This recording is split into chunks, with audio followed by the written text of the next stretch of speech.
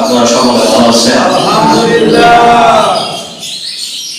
আলহামদুলিল্লাহ, আল্লাহ পাকের দরবারে লাখ কোটি শুকরিয়া যে আল্লাহ পাক রব্বুল আলামিন আমাদেরকে সুস্থ রেখে আল্লাহর ঘর মসজিদে আগে ভাগে আসার এবং বসার তৌফিক দান করেছেন। এজন্য শুকরিয়া আদায় করি আলহামদুলিল্লাহ।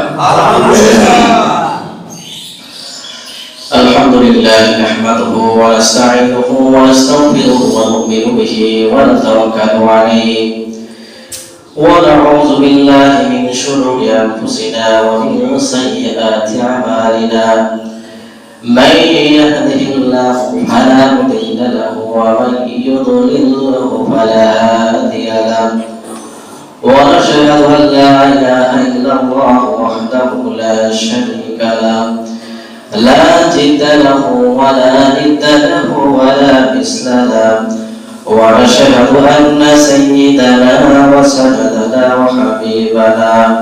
وحبيب ربنا وطبيبنا وطبيب قلوبنا ومولانا محمدا عبده ورسوله. أما بعد فأعوذ بالله من الشيطان الرجيم. بسم الله الرحمن الرحيم. وإبراهيم إذ قال لقومه اعبدوا الله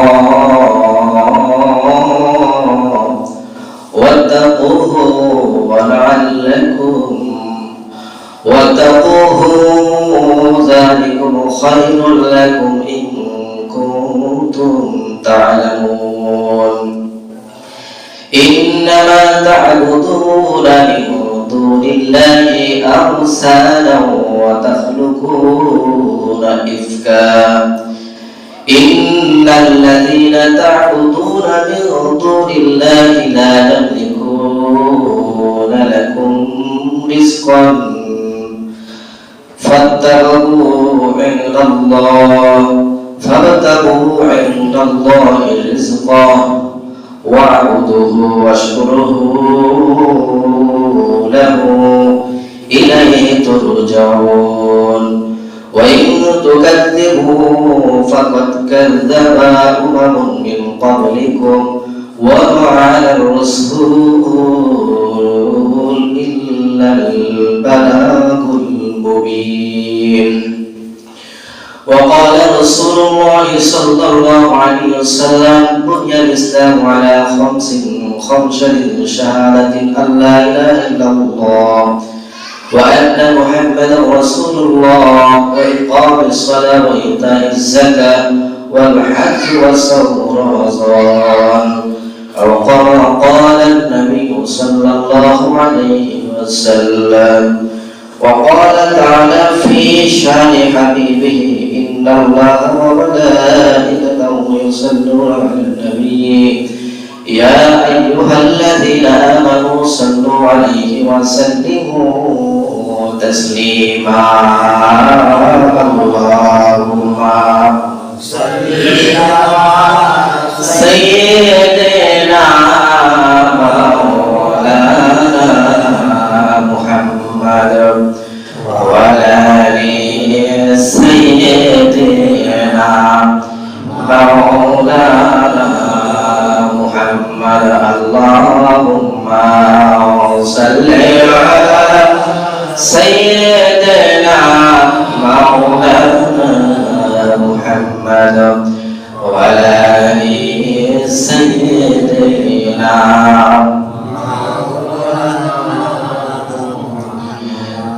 নবীর বয়সে মানুষ কোথায় আছো বুঝি না,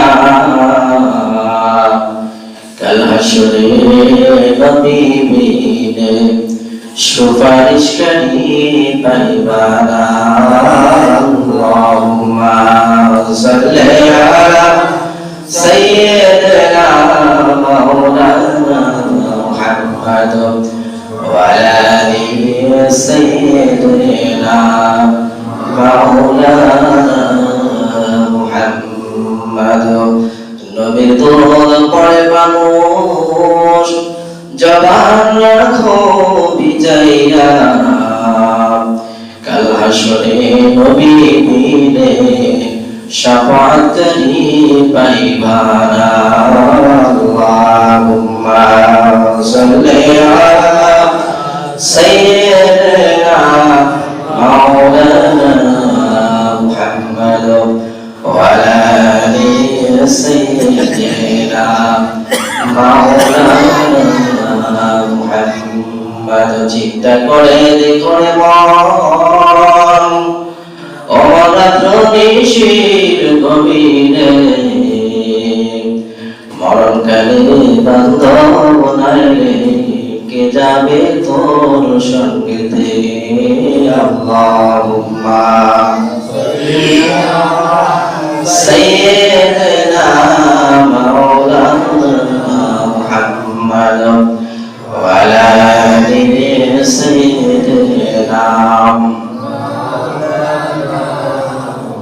بلغ العلا بكماله كشف الدجى بجماله حسنت جميع خصاله صلوا عليه وآله يا مسر مسافر ہے कौन आखिर ठिकाना कोई आगे रवाना कोई पीछे रवाना बलग العلا بكماله كشف الدجى بجماله حسنت جميع خصاله صلوا عليه وآله الحمد لله আল্লাহ পাকের দরবারে লাখ কোটি শুকরিয়া যে আল্লাহ পাক রব্বুল আলামিন আমাদেরকে দীর্ঘ একটি সপ্তাহ পরে আবার আল্লাহর মসজিদে আমাদেরকে জুমার নামাজের জন্য আসার এবং বসার তৌফিক দান করেছেন এজন্য শুকরিয়া আদায় করি আলহামদুলিল্লাহ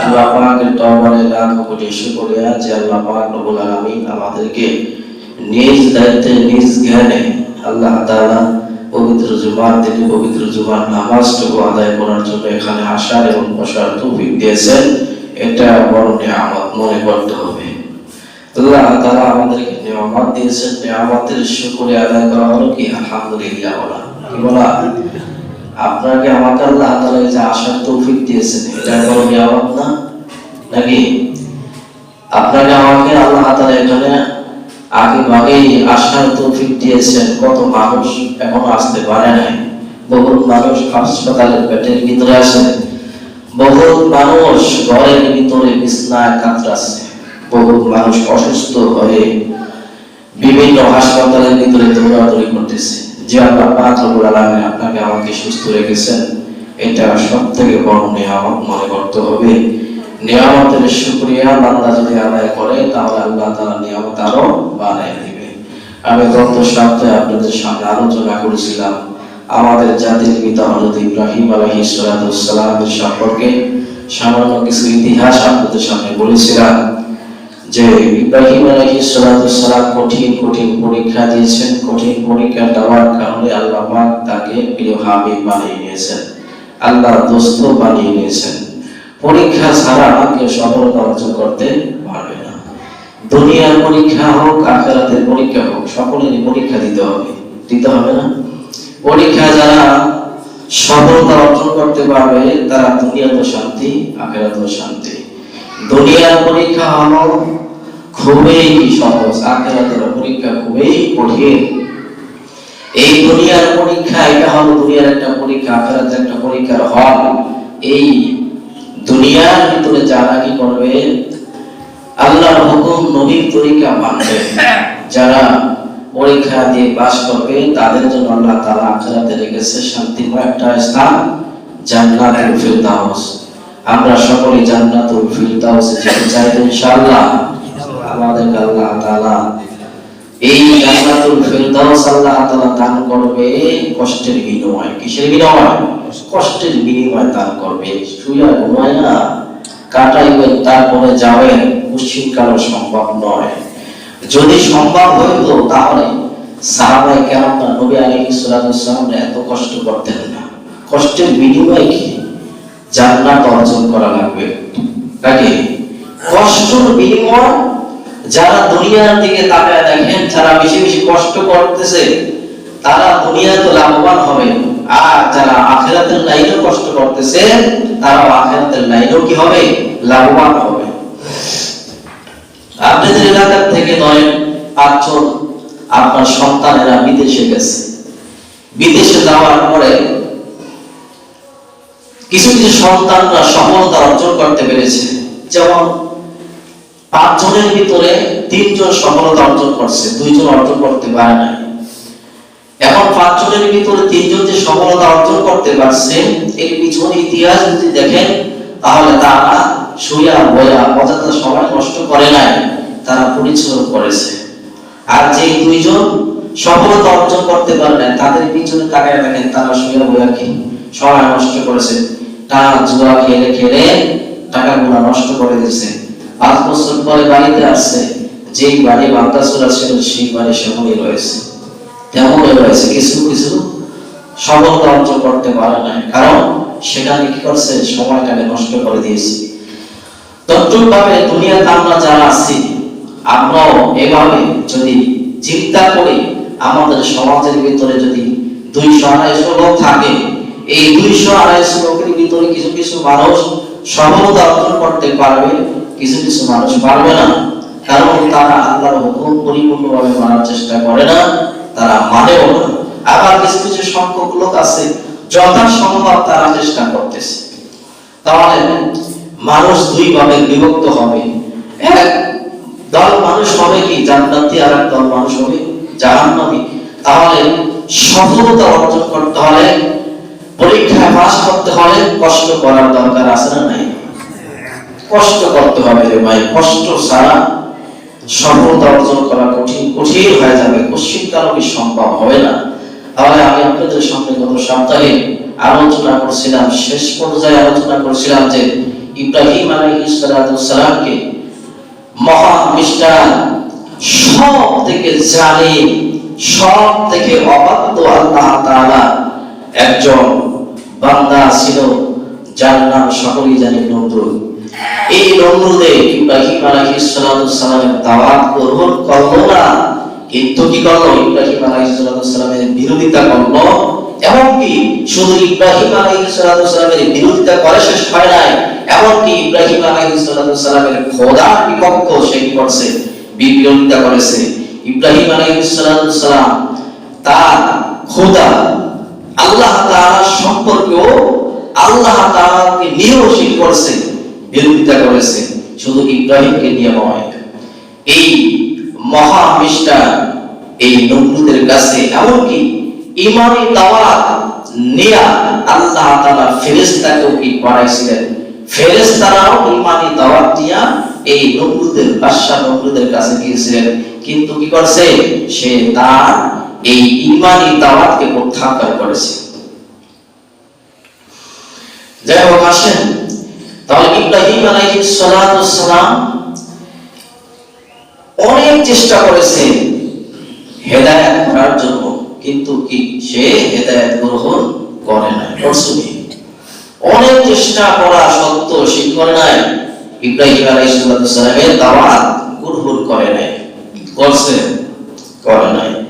এরকম ভাবে কিছু মানুষ আছে আমাদের সমাজে, পৃথিবীর ভিতরে, যত কথাই বলবে, যত ওয়াজ নসিহত করবে, তারা নামাজে আসবে না, তারা আল্লাহর হুকুম মানবেও না, তারা তাদের মন চায় জিন্দেগি করবে।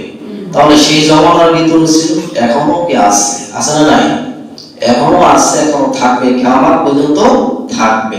আল্লাহ পাক রব্বুল আলামিন আমাদেরকে সবাইকে আল্লাহ তাআলার সেই বিধান, যে বিধান দিয়ে আল্লাহ তাআলা পৃথিবীর ভিতরে আমাদেরকে পাঠাইছেন, একমাত্র ইসলাম ধর্ম, একমাত্র মনোনীত ধর্মের নাম হলো ইসলাম। এই ইসলামকে পরিপূর্ণভাবে আমাদেরকে